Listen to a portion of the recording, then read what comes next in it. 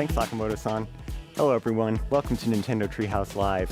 I am super excited about this next segment where we're going to delve into an early work-in-progress version of Metroid Dread, show some of Samus's new moves in action, and also, I think, get to a little bit of the way the game develops this suspense and tension that gives the game its title. So I'm joined by Audrey and Teresa from Nintendo Treehouse, and Teresa's going to take us into the depths of Planet ZDR. Yeah, all right. So let's take a deep dive into the very beginning of the game. So we're going to backtrack just a little bit to show Samus's free movement here. So like I just spent a few missiles, so I'm going to use this interactive here to replenish. But one of the things I want to show here is free aim, which for those that have played Metroid Samus Returns, this has made a comeback. You can see a lot of the area around as you use it. Also has this little tracking system that when it's targeting an enemy, it'll make that sound. I want to take a moment to say that, as Nate and Sakamoto-san already mentioned, this is the first new 2D Metroid game in 19 years. That's almost 2 decades. I don't know if you did the math, but that's a lot of years. We've been waiting for this for a long time, so we're really excited to be finally showing this to everyone.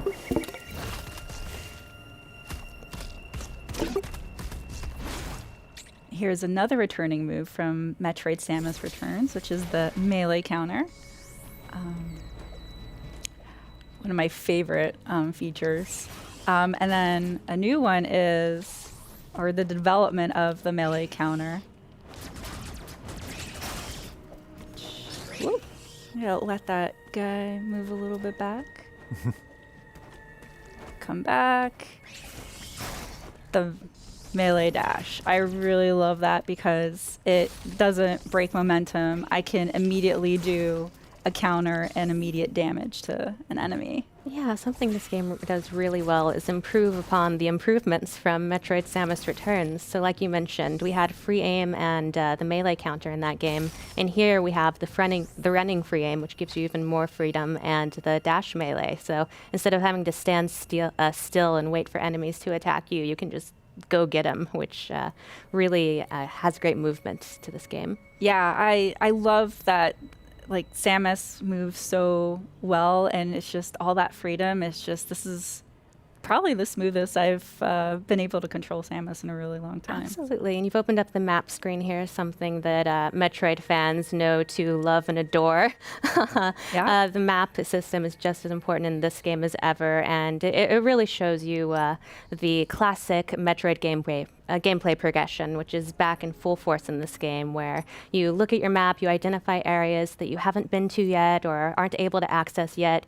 You try and find another way through, find a new ability, push your way forward, fill in the map, lather, rinse, repeat. So that's back and better than ever, in my opinion. Yeah, and this area here is blinking white because there's something here that I haven't discovered yet. So I could use markers to kind of pinpoint it just in case I don't have an ability. And I have to backtrack here once I'm able to explore it. Yeah, don't sleep on those markers. Those can be really important in this labyrinthine world. Sure. Right. But this looks curious. It is really a part of the charm of Metroid, though, having this renewed sense of purpose in your backtracking paired with pushing forward. Yeah, another thing I want to pinpoint is the amount of work the dev team put in Samus's animations. Like, just her animation of gripping the walls when she can't move, or like holding onto the ledge. It's just so looking smooth. around. Yeah, you'll notice little touches everywhere, so keep an eye out for them. Oh. And that seamless transition to these sort of story scenes is great. Little moments like this, when you're in helmet view for a moment, really add to the isolation and the tone of this game. Yeah, no, this game is a sequel to Metroid Fusion, but you can see that her suit looks a little bit different than that, so that'll be a story element that people will find out what happened when they play the game. We don't want to spoil too much. So these are the Emmy that Sakamoto-san was talking about, and none of Samus's weapons seem to do anything against them. So, Run. yep. Oh, that slide move is so cool.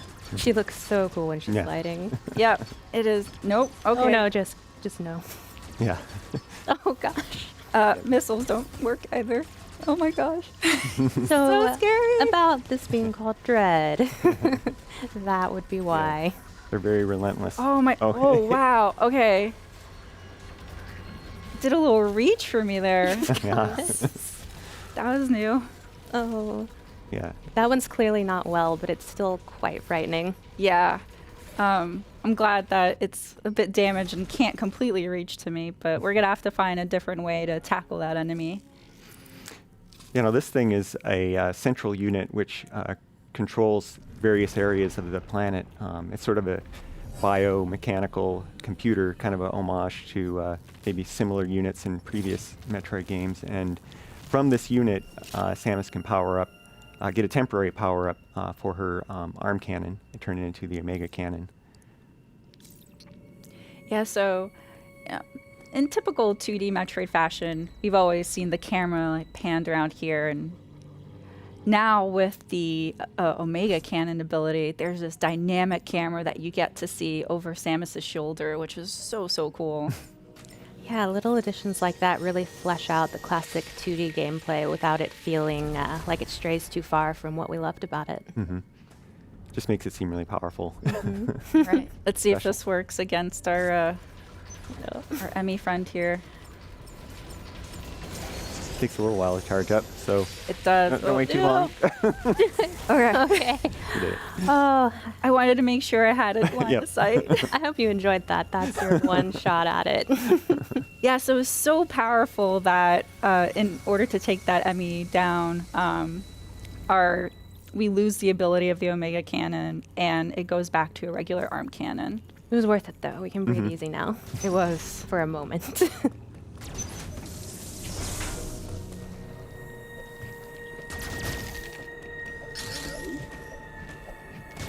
I also want to point out while you're scrolling your way through all of these different halls that there are so many different ways to play this game. Like Teresa is amazing with a missile. She's the queen of the missiles, but you can also just shoot your regular arm cannon. You can try and avoid enemies altogether, try and hit them all. Really, it's up to you what kind of Samus you want to be. Yeah, and as Audrey pointed out too earlier, that you could use free aim to do more like line of sight shooting, but you could also just free aim shoot while you're moving as well.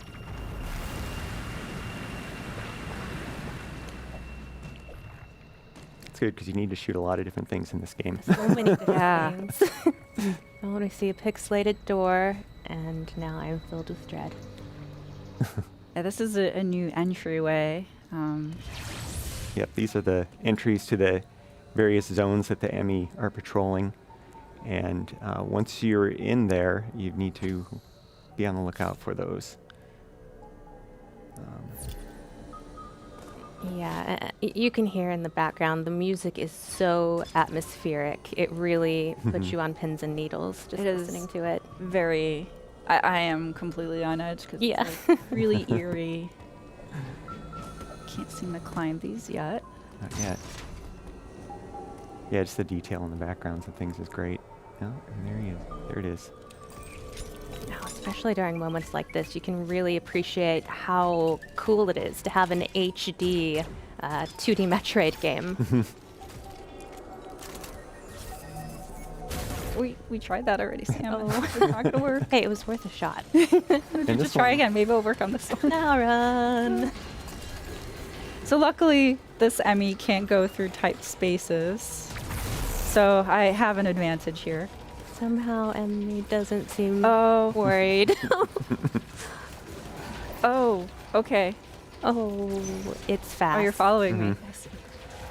Okay, you gotta get away from that. That's my recommendation. Yeah, when they go into this patrol mode and turn red, the door locks until they sort of lose track of you. It's still trying to get at her. Oh yeah, it's still looking around, but Ooh. find another way to get to me. Yeah. Also, I don't know if it's my heart throbbing through my hands or if the controller, but it's pretty nerve-wracking when facing the Emmy. They're terrifying species. Yeah, T makes it seem like she's calm, cool, collected, and badass. I like to pretend that she's actually as nervous as I am when I play it, but I don't think it's true. I do want to point out, like, also the backgrounds, like the amount of detail that the development team has put into, like, not just the enemies in the forefront, but also in the background. I don't know if you guys can tell the shimmering thing in there. Out there, it's moving. It's Okay. flashing. That doesn't bode well. Yeah, well, probably. Note that for the future. Yeah, some of those details kind of tell the story as effectively as, a voiceover or anything. Yeah, if you want to be a bounty hunter, you have to pay attention to details. Mm-hmm. And watch out for gooey enemies. This is morbid. I love the detail of like the rib cage in the background. You just know something went down there. Mm-hmm. So, the thing about Metroid enemies too is that some of them have patterns and you can counter them, and others don't, like this one. So I'm just gonna Just blast him. move him out of the way so I can use it. And this room is a communication room with Adam, who happens to be Samus's ship's PC or computer. We're going to skip this part here just because we don't want to spoil any of the lore, but Dan, if you could summarize for the folks at home. Yeah, so as Samus is exploring, she uploads data to Adam, their ship's AI, and Adam kind of gives little analysis, just really hints though, not necessarily telling you where to go or anything like that. It's still up to you to kind of explore, but there's some interesting lore in there, and some little hints that you can potentially use. And in that one, Adam was basically summarizing the Emmy and kind of the limits that they have of patrolling a zone, and also how dangerous they are, which we've kind of seen, but hopefully we won't see too much firsthand here. Also, you can see T doing a great job of just shooting at the environment, looking for secrets, looking for a way forward, because it's not always going to be obvious. You really have to, it's like a puzzle. It's not just action, it's not just exploration. There's also a lot of puzzle elements here, trying to find the way forward. Yeah, and it's really cool too how Metroid Dread does this really sweet balance of, the moments where you're allowed to have like some quiet to solve the puzzles, and then it's interspersed with this really heavy, intense action. Yeah. So here's the nope. That was the Emmy, as Dan had mentioned. They have kind of three modes. One is the surveillance. The other is which is marked with blue. They're just scanning the area. The spread mode's It's so bad intense. one. I'm like playing a game of chase with So it. fast. With it. Oh god. And then when it has Samus on eyesight, it turns red, which is the chase mode. Oh, her. Yeah. So yellow is it's heard a noise or sensed a vibration, and it's going to go investigate that. Oh. Oh, Oh gosh. No. and No. Oh. So the Emmy are pretty relentless and ruthless. It is sort of like a permadeath, which is very unusual for enemies with in the Metroid series. But luckily, it's not very. The game's pretty forgiving. It allows you to respawn at an area that you were in recently, so we're able to just go back and counter that again. Yeah, as T said, insta-kill is new to the series, but it's really great because it offers a chance for you to have that challenging difficulty that I think Metroid fans expect, but without being quite so punishing with the respawning that you just have to play the whole game to get back to where you are. So it's a really wonderful balance. Yeah, and when the Emmy are in patrol mode, which is that right now, it's in pursuit of me, they're scanning areas where they last sensed movement, and so they'll go and investigate it, and then if they see something in eyesight, then they'll go chase it. This is such a small but really neat touch. The way that Samus moves slower in the water. Yeah, and the audio change too. Yeah. I absolutely love that detail.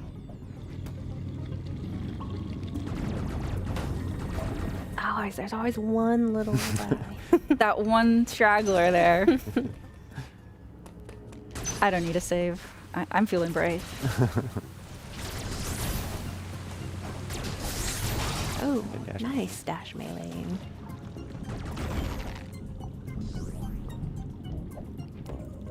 See, that really shows how you don't have to stop to fight these enemies. If you really master that dash melee, you can just kind of run and gun.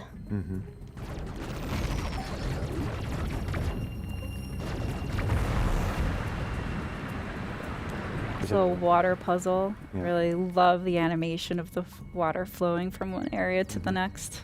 Such a cool detail. Yep. Now that the water levels changed, you have access to other areas. And here is a map room. So interacting with these room will grant me more visibility to the area that I'm currently in. So we sort of lightly touched on the narrative of this game, which occurs in the events post Metroid Fusion. And so that's why Samus's look looks different. But also to point out, back to Audrey's point about, the game is about exploration and action. And so this area map upgrade allowed me to see more about the map, but you can see that there's still a lot of obscurity here. And so you need to explore in order to uncover more of the area and also any secrets involved. So. Yeah, it's also worth noting that this series and this game is full of really juicy lore. So whether you're a new or returning Metroid fan, if you've never played a Metroid game before, it really gets you up to speed with anything you need to know to enjoy the story. And if you are a longtime Metroid fan, you have a lot to look forward to. As Sakamoto-san said, this concludes the story arc between Samus and the Metroids. So we've been waiting a long time for this, and it delivers. It's that little enemy that Teresa just blew up. It's kind of like an item pinata. Gives you a lot of missiles. Yeah, defeating enemies is definitely a boon because it grants you replenishment for energy and also missiles. So definitely want to defeat enemies for that. Yeah. I just didn't expect the Emmy to be right on top of me when I destroy the Autols. That little beeping sound, I hear it in my nightmares now. They always come up with. Oh, he's persistent. It's persistent. Very inconvenient. Another little interesting detail about this game is normally in Metroid games, you start at the surface of the planet and you work your way deeper. But in this game, you actually start deep within the planet and try and work your way to the surface. And so that yearning towards ascension really adds to the tone of this game as well. Oh, that was really slide. cool. Oh, I think it's like-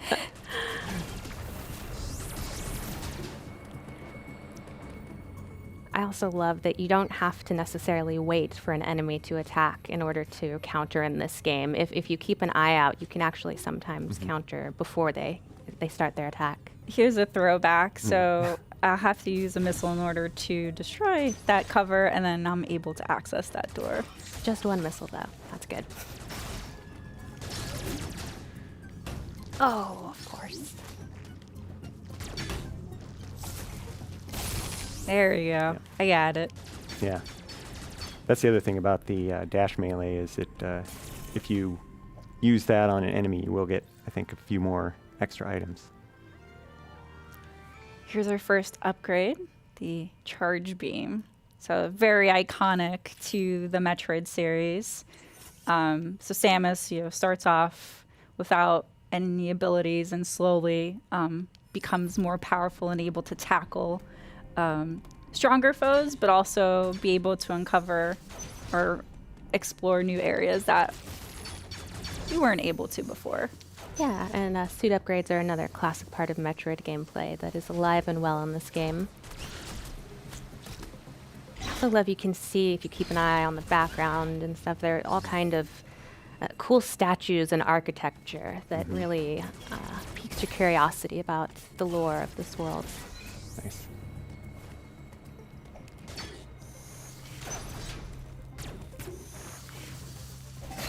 I love that too, using the charge beam to make a charge beam spin attack and defeat some of those enemies is really handy. Oh, that feels good. Got some more life, which is always a plus for me. Need that.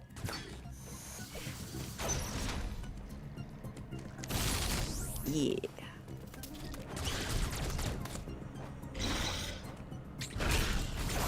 Nice.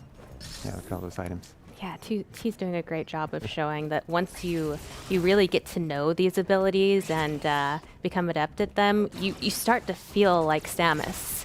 At first you're like, maybe not quite there, but once you get the hang of it, you really start to feel like a badass bounty hunter. Yeah, it's just so smooth. It's like she's parkouring through this.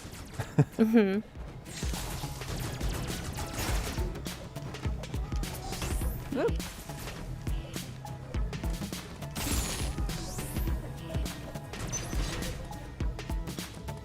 There's more great architecture. But we're not here to look at architecture. We're here to shoot things. And explore. Yes. Doors. So now we can't go through this area because of the water, so we're not able to slide. But we are able to access this door that we weren't to before. Ah, and here's another Emmy door. But in order to not spoil any more surprises here, we're going to leave this as a cliffhanger and end our segment here.